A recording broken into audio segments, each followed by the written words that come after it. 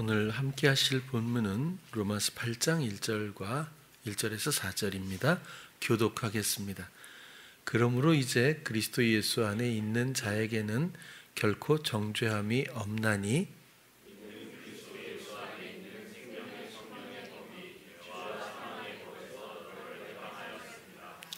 율법이 육신으로 말미암아 연약하여 할 수 없는 그것을 하나님은 하시나니 곧 죄를 인하여 자기 아들을 죄 있는 육신의 모양으로 보내어 육신의 죄를 정하사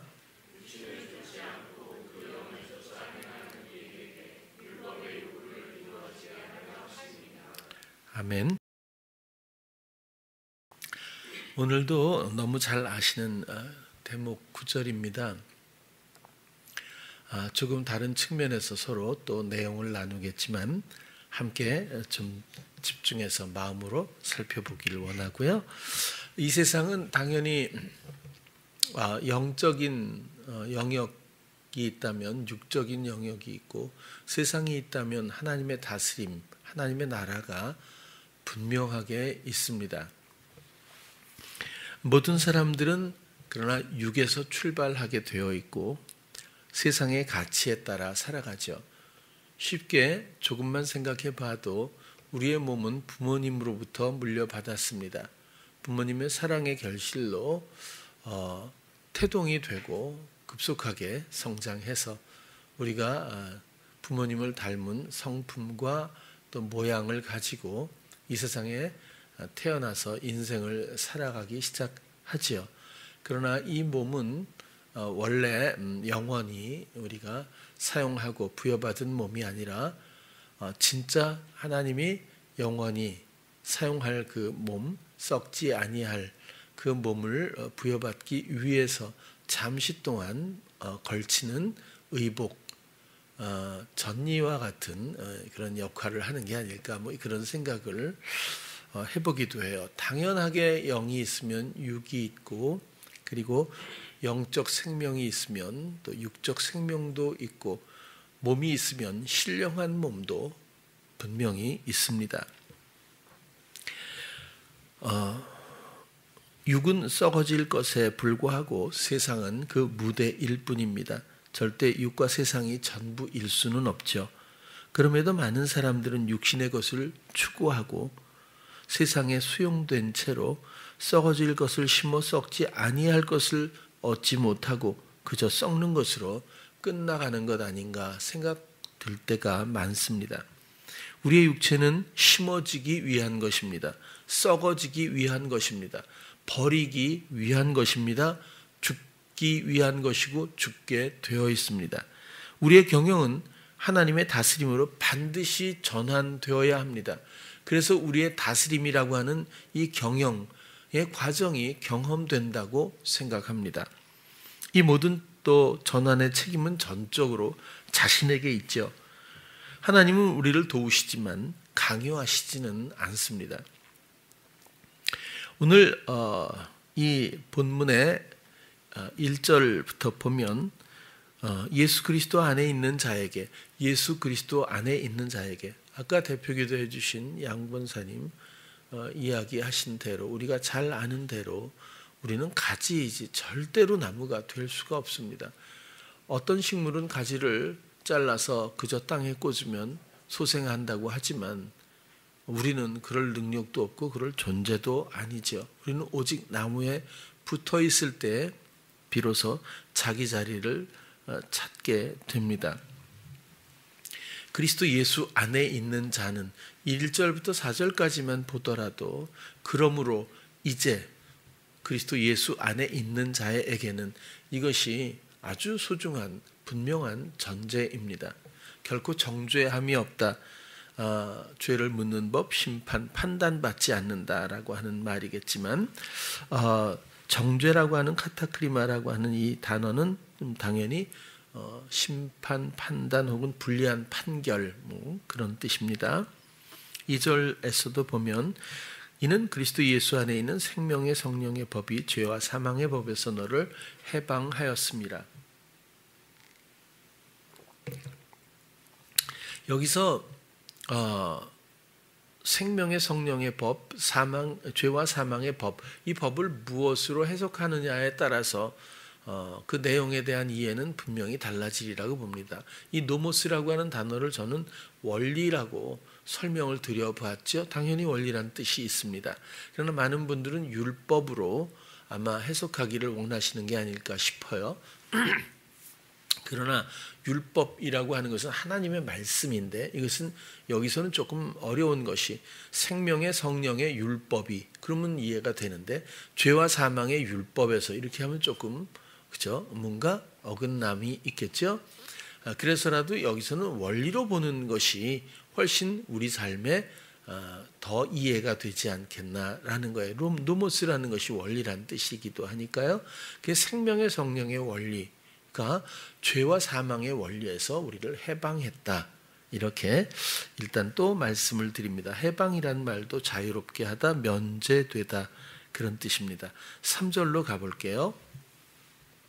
율법이, 이 율법이라고 해석된 이것도 노모스입니다. 그러면 원리라고 다시 한번 우리가 고쳐서 한번 이해를 해보려고 하면, 이 원리를 육신으로 말미암아 연약하여 육신에 묶여있는 여러 가지 이 모양새와 육으로 태어나서 썩어질 것이 썩지 아니하면서 전환되지 않은 이 상태에서의 여러 가지 영향력과 부추김, 속임의 충동들과 이런 복합적인 문제들로 말미암아, 육신으로 말미암아 우리의 영은 연약해서 이 원리를 할 수가 없다는 거예요. 스스로는 적용할 수가 없다는 거죠. 그것을 하나님은 하신다는데, 하나님이 이렇게 해 저렇게 해 동쪽으로 가고 서쪽으로, 이런 문제가 그렇게 하는 게 아니라 하나님은 하시는데 곧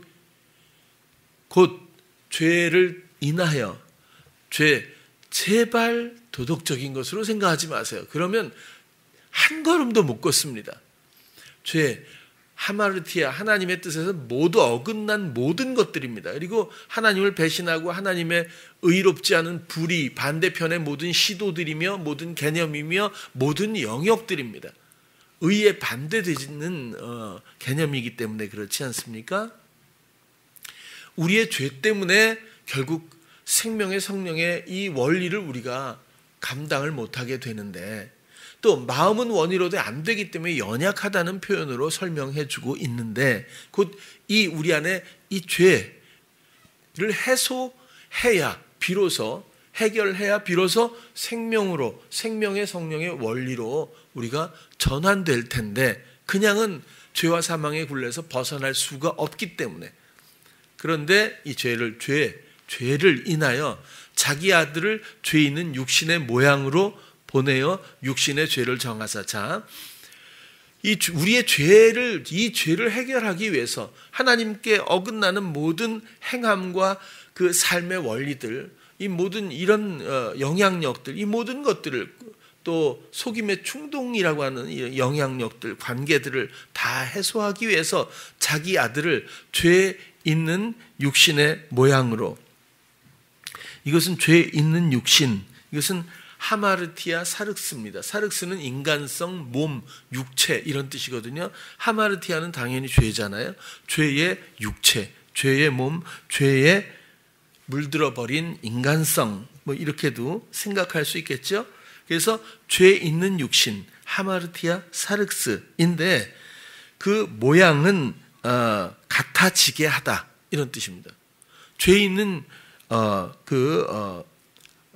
육신, 몸, 인간성과 같아지게 하는 이런 유형으로 아들을, 죄 없는 아들을 이 땅에 보내셔서 육신의 죄를 정하사. 정하는 것은 뭐 결정했다 이런 게 아니라 심판, 판단, 정죄입니다. 아까 조금 전에 이야기했던 동일한 정죄함이라고 하는 것과 이제 같은 이야기인데, 정하사, 카타크리노, 아까는 카타크리마고요. 정죄하다, 판결하다. 그렇다면 육신의 죄 있는 육신의 모양으로 갖게 해서 보내셔서 육신의 죄를 판단하셨다, 판결하셨다, 심판하셨다. 육신의 죄를, 이것은 이 원문을 보면 사륵스 엔 하마르티아예요. 아까는 하마르티아 사륵스였잖아요. 근데 지금은 사륵스 엔 하마르티아예요. 죄, 엔은 아내잖아요. 그리스도 안에, 엔 그리스도잖아요. 엔은 아내, 의하여, 대하여인데 아내라고 해석을 하면 사륵스 엔 하마르티아, 죄, 이 몸 안에 있는 이 죄성들, 하마르티아. 그래서 그것을 판결, 심판, 정죄하셨다. 그런 뜻이거든요. 이해가 되실 줄로 알고 4절로 보면 그래서 이제는 육신을 쫓지 않고 카타하잖아요. 쫓지 않는다. 따르지 않고 그 영을 쫓아 행하는 육신의 모든 성품, 속임의 충동, 영향력, 나의 성향적 생각, 상황이 주는 어떤 그 솟아나는 그 당시 순간순간마다 나만의 어떤 그런 생각이 있지 않습니까? 이런 것들, 육신의 영향력, 인간성 이런 것들을 따르지 않고 그 영을 쫓아 행하는 그 영, 푸뉴마죠. 성령, 하나님, 그리스도의 영이란 뜻도 있지만 숨 쉬다, 훅 불다, 숨, 호흡이란 뜻이 굉장히 강합니다. 생명의 호흡이란 뜻이잖아요. 영, 그 영을 쫓아 그 영을 따라 행하는 그 영, 이것은 숨이라고 한다면 창세기 2장 7절 한번 볼까요? 여호와 하나님이 흙으로 티끌이죠. 사람을, 진흙이란 뜻도 있지만 사람을 지으시고 생기를 그 코에 불어 넣으시니 살아있잖아요. 기라고 하는 기라고 하는 뜻이 바로 여기서 생명의 호흡, 숨 쉬는 것 혹은 영감이라는 의미입니다. 굉장히 중요한 것이 이해가 되는 게 영감일 거예요. 그리고 이것이 생명의 호흡이라고 하는 숨 쉬는 것이란 뜻이라고 한다면 지금 오늘 4절과 연결성을 갖고 있다고 하는 거예요. 그 영, 이젠 푸뉴마, 하나님의 영감을 쫓아 영적인 교감 그리고 인도하심 주시는 감각 따라 속임의 충동 부추김이 아니라 이제는 푸뉴마 성령 그리스도의 영이 영감을 통해 주시는 이런 감각을 따라 그 호흡 그분의 그 호흡 생명의 호흡이죠. 그것에 따라서 쫓아 행한다는 말도 살다 따르다 행동하다 그것을 따라서 살고 행동하는 것 그렇게 하는 우리에게 율법 이 원리의 요구가 이루어지게 하려고 하신 거라고 하는 거죠. 율법 노모스 원리의 요구를 이루어지게 하려 하심이니라. 여기서도 요구는 결정, 공정한 행위, 공의라고 하는 것 좋죠. 그래서 이 노모스 원리의 의가 공의가 우리에게 이루어지게 확증하다, 성취하다, 완성하다, 공급하다 그런 뜻이네요. 이 과정들을 이렇게 설명을 한번 다시 해보았습니다. 그러면 이 로마서 8장 1절에서 4절을 가지고 지금 바울이 이야기하고 설명해 주는 내용을 여러분들도 충분히 이해하셨으리라고 생각이 들어요. 그렇다면 다시 2절로 가서 중요한 경계가 있는데 두 영역이 있는데 죄와 사망의 법 원리와 생명의 성령의 원리이겠죠.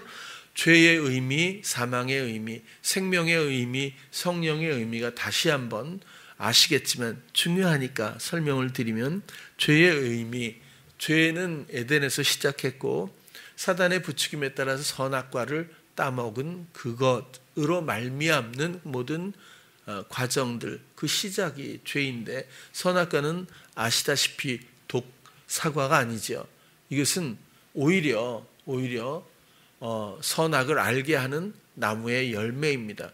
그래서 많은 사람들은 지식의 열매라고도 하지만 판단의 열매가 되고 그것을 먹음으로써 내가 어떤 의도를 갖고 먹었죠? 판단 주체가 되겠다는 의도를 가지고 그 마음의 욕망 따라서 에피디미아에 따라서 그것을 스스로 취해서 먹은 겁니다.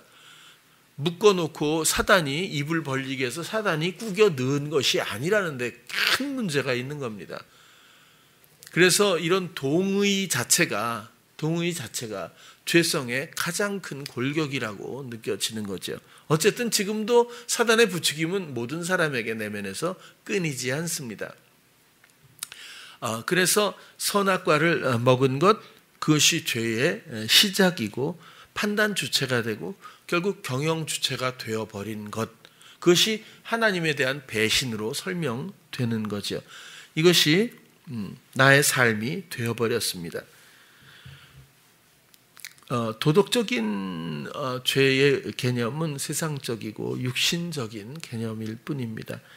하나님의 뜻에 어긋난 냄새들에 불과하죠. 그래서 도덕적인 것을 가지고 죄로 그저 그렇게 등식을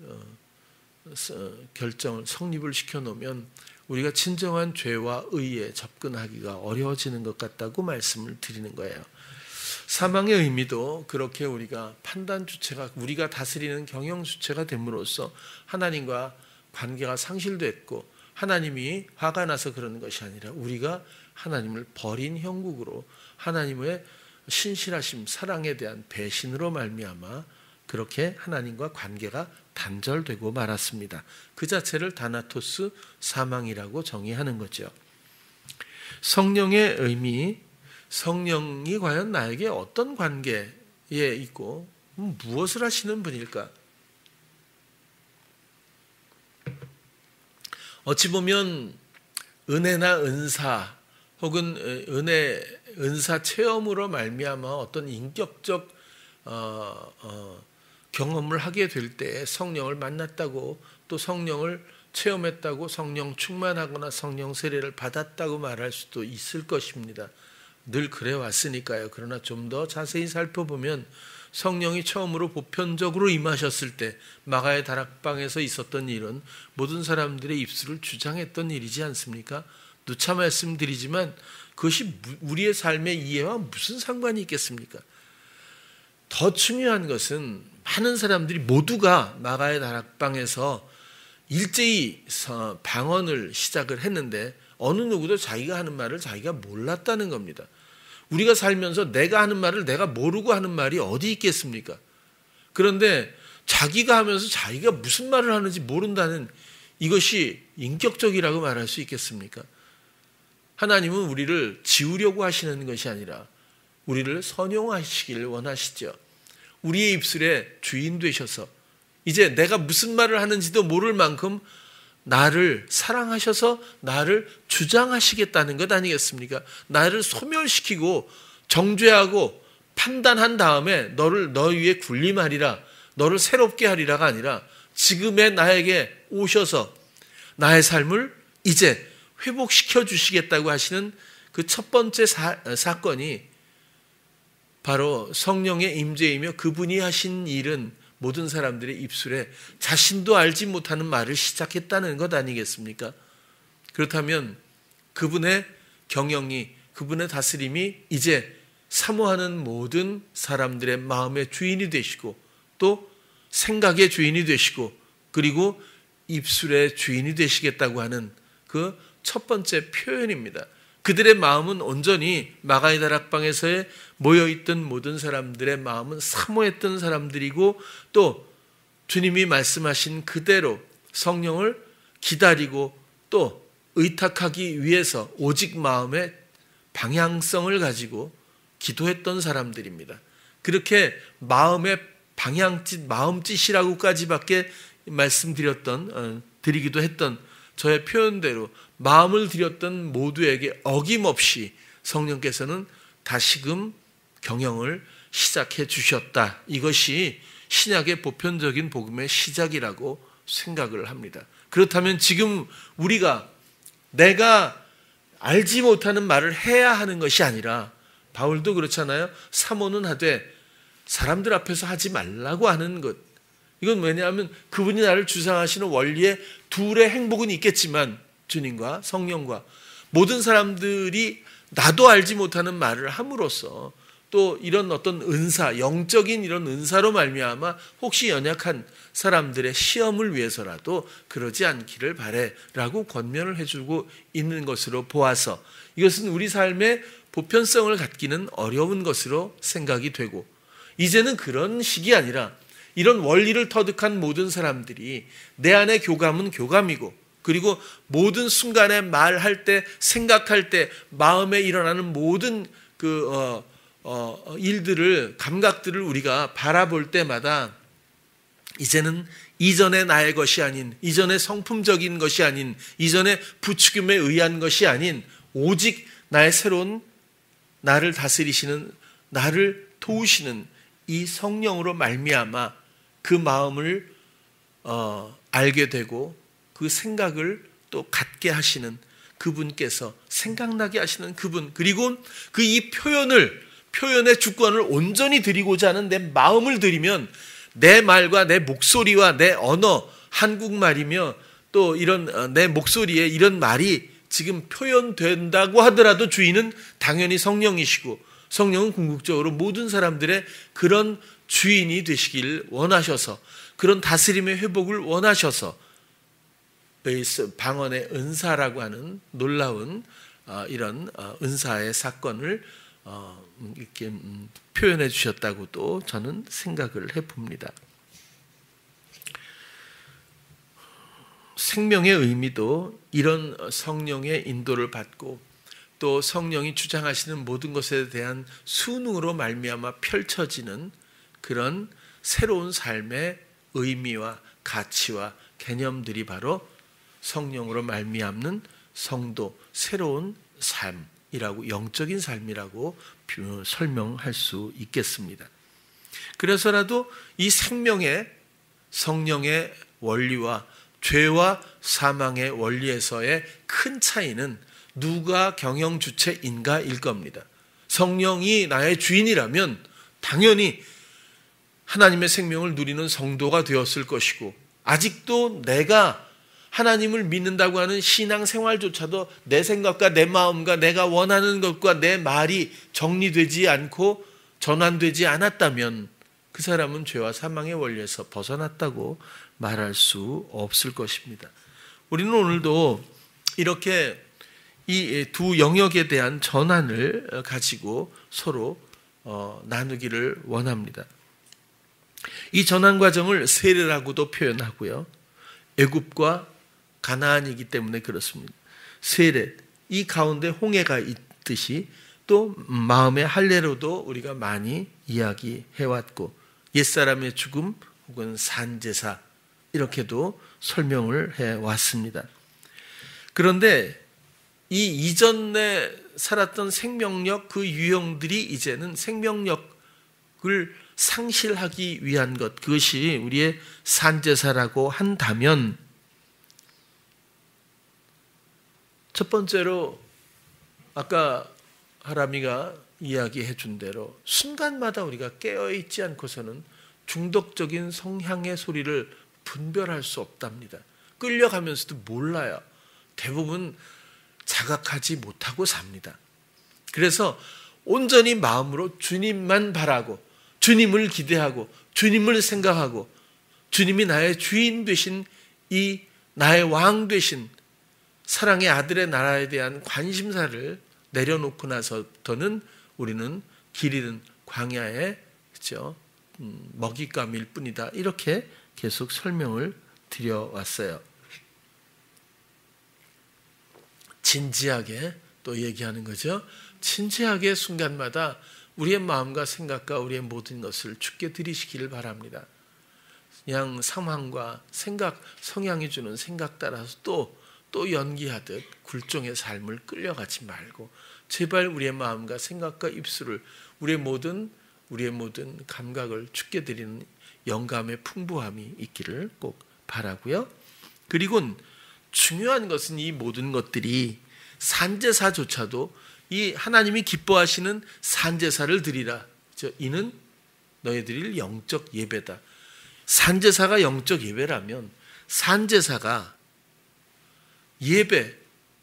예배라고 하는 것은 말씀드린 그대로 이런 형식이 아니라, 이 예배라고 하는 단어는 이런 형식이라는 거 아무 상관이 없습니다.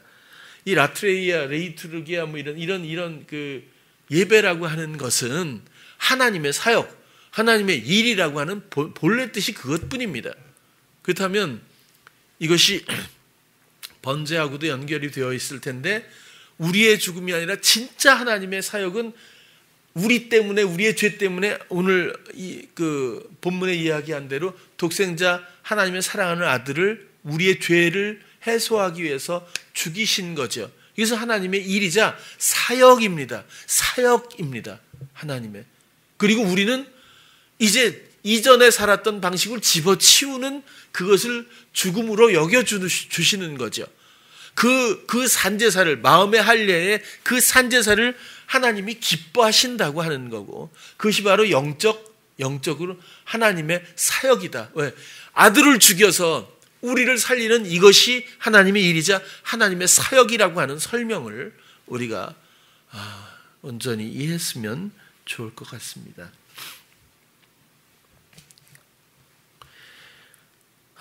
우리가 이런 것들을 이해하고 믿고 내 마음의 주장하심을 내어드리는 것은 우리 자신의 몫이죠. 미룰 수도 있고 또 깨어있지 않고 무감각할 수도 있겠지만, 어쨌든 그것은 자신의 영적 일이고 자신의 선택의 문제입니다. 성향의 생각, 상황이 주는 생각에 이끌려 이런 원리들을 벗어던지고 이전의 죄와 사망의 원리를 내 삶을 주장하시는 원리대로 내 마음과 생각과 입술을 내어드리는 것에 여러분 진지하게 집중해 주시기를 바랍니다. 비로소 그러면 생명의 성령의 원리로 반드시 전환이 됩니다. 그리고 나를 위해서 사랑으로 다스리시는 모든 일들을 보게 됩니다.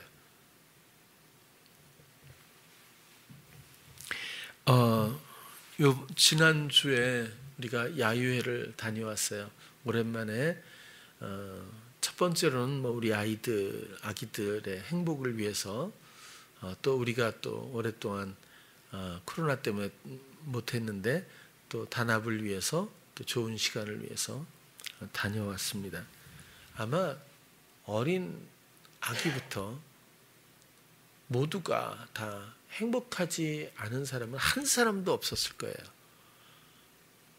그리고 어떤 돌출의 문제도 아무것도 없었을 거예요. 아마 상상했던 것보다 훨씬 더 행복했을 거예요. 그것은 그런 어떤 주님의 뜻과 인도하심을 기대했던 마음들의 결과입니다. 야유회를 했기 때문에 행복한 것이 아니라 주님의 인도하심과 풍요로운 다스림 때문에 행복하다는 원리를 말씀드리는 거예요. 그 야유회 때 가장 행복했던 사람이 있을까 싶어요. 모두가 행복했기 때문에 그렇거든요. 그런데 제가 한 사람을 만약에 꼽으라면 전 효도라고 꼽았어요. 왜냐하면 오랜만에 레크리에이션을 준비하고 전체적인 행사의 흐름을 준비를 했어요. 하람이가 얘기한 대로 사람의 마음은 다 그래요. 그런 문제가 주어졌을 때 부담의 생각도 당연히 그저 익숙하게 대사를 읽어주듯 오지 않습니까? 그런데 똑같거든요. 주님께 부탁하면 전혀 다른 흐름과 결과와 자유함이 분명히 있습니다. 왜 제일 행복했을 거라고 하느냐면 본인이 부탁했다고 했기 때문이기도 하죠. 근데 마이크를 잡고 그렇게 크게 그렇게 웃는 걸 난 처음 봤어요. 사회를 보면서 너무 스스로 좋아서 본인 아마 기억을 못할 거예요. 근데 마이크를 잡은 채로, 사실 보통 내려놓고 웃는데 마이크를 대고도 말하다가 막 너무 막 크게 호쾌하게 웃는데, 와, 효도가 웃을 때 저렇기도 하구나. 저는 밑에서 그럴 정도로 마음에 완전히 남겨진 것이 없는 그런 어떤, 가끔 가다가 왜 이렇게 제가 자주 보는 게 네이버 이렇게 핸드폰에 딱 보면 미세먼지, 초미세먼지 있잖아요. 이게 뭐 빨간 거, 파란 거, 연두색인데 그날은 효도의 마음이 제로였던 것 같아요. 그럴 정도로 행복해 하더라고요. 많은 걸 준비했잖아요. 또 말도 안 되는 게임도 있었죠, 그죠? 자기가 생각하는 거 어떻게 맞춰요? 근데 우리 보고 자기가 무슨 숫자를 생각하고 있는지 맞춰보라고 막. 근데 애기들은 맞추더라고 또. 어른들은 아무도 못 맞추고. 그래서 그날 맞춘 사람도 애기들이었던 것 같은데 맞았다고 해준 건지 그건 잘 모르겠어요. 본인만 아는 건데. 근데 사실은 오류도 있었거든요. 마지막 때에 세 번째 그 게임에서 그 원래 그 세 사람이 1팀, 2팀, 3팀의 대표자들이 나와서 앞에 이렇게 의자에 앉아 있고 그 다음에 조그만 이렇게 붙이는 스티커를 가지고 이렇게 길다란 건데요. 그걸 가지고 다른 팀 나와서 얼굴에 막 붙여놓고 이제 제한된 시간에 막 이렇게 불고 막 흔들고 해서 그걸 띄어서 덜 남은 사람들이 이기는 거예요. 근데 고전엔 5점, 600, 5점, 610점 이런 식으로 600점대 그죠? 초반에 다 비슷했어요. 5점 차이였거든요. 근데 이제 그걸 딱 했는데 저희 팀 대표자가 보람이었어요. 그 다음에 누구였더라? 영주하고 그 다음에 이한이가 이렇게 리더였어요. 팀에서 셋이 앞에 나가 있고 막 가서 우르르 나가서 붙이잖아요. 막 붙였는데 그런데 사실은 이게 한 사람 나와서 1팀 나와 있으면 2팀, 3팀만 붙이고 그 다음에 막 이렇게 떨고 몇 개 남았어요. 그 다음에 2팀 그 인도자가 나와서 붙이고 1팀, 3팀이 막 붙이고 똑같은 숫자를 이렇게 했었어야 되는데 세 사람을 시간이 이제 막 오래되니까 세 사람을 동시에 앉혀놓고 우르르 나서 막 붙이라고 하니까 보람이 얼굴에만 이만큼 붙은 거예요. 영주 얼굴은 몇 개 안 붙어 있고 그 다음에 이한이가 조금 더 붙어 있고 그 다음에 보람이는 뭐 얼굴이 안 보일 정도로 이렇게 붙어 있는 거예요. 근데 이게 아마 영주도 그렇고 보람이 그러는데 이게 막 이런다고 떨어질 게 아니더라고요. 아무리 막 바람을 푸 이래도 안 떨어지고 이게 막 몸부림을 쳤는데 막 어지러워서 쓰러지더라고요. 근데 안 떨어지는 거예요, 잘. 그래갖고 이게 하나씩 10점씩 감점을 하는 거거든요. 이런 불공평한 게임이 어디 있습니까? 그리고 평상시에 잘 해야 된다는 게 여실히 아쉬움으로 드러났어요. 보람이가 참 사람들이 보람이를 어떻게 생각하는지. 그래갖고 아무튼 우리 팀 리더가 보람이가 되는 바람에 근데 아무튼 끝나고 어느 누구도 이 일을 거는 사람이 생각하는 사람이 없었어요. 다들 그것도 재미있는 거죠. 제에게는 주가 인도하시면 원리가 그렇다는 거예요. 단 한 사람이 있었어요. 유한이가 오더니 그래요. 이상하다 엄마. 왜 그랬대? 왜 우리가 꼴찌가 됐어? 점수가 너무 많이 떨어졌다는 거예요. 그래서 그 효도 삼촌이 그런 거야. 이제 그러고 이제 넘어갔는데 그래도 걔가 뭐 싫어하는 게 아니라 이제 그 이해가 안 되니까 물어본 건데 어쨌거나 사실 효도 삼촌보다는 보람이 삼촌이 잘못 살아서 그렇게 된 거죠. 어쨌거나 참 재미있었어요. 행복했어요. 모두가 아주 좋은 시간이었습니다. 언제나 이런 야외가 아니더라도 우리 성도님들의 모든 삶과 환경에서 늘 인도받으시고 사랑의 예수님의 다스림을 정말 늘 풍부히 만끽하시면서 함께 걸었으면 좋겠어요. 그래서 우리의 입술조차도 방언이 자신도 모르는 말이라면 우리는 왜 아직도 내가 생각하고 내가 원하는 말을 하면서 살아야 하나라는 것을 오늘 어찌 보면 결론적으로 더 말씀드리고 싶었어요. 죄와 사망의 이런 원리에서 생명의 성령의 원리로의 전환을 더 이상 늦추거나 미루지 말고 순간마다의 다스림을 사모하며 누리며 걷는 우리 사랑하는 찬양교회 성도님들 모두 되시기를 축복합니다. 기도하겠습니다. 사랑의 주님, 오늘은 생명의 성령의 이런 원리, 우리 안에 오신 생명에 대해서 우리가 서로 나누었습니다. 이미 모든 것을 이루신 하나님의 사역 앞에 우리의 죽음을 미루지 않게 도와주시옵소서. 기쁘게 이 산제사를 드리고 우리도 주님 앞에 열매가 되고 또 생명나무 포도나무 되신 우리 주님의 가지가 되어 주님 그리스도 예수 안에 거하는 우리 모두가 되게 하여 주시옵소서. 예수님 이름으로 기도드렸습니다. 아멘.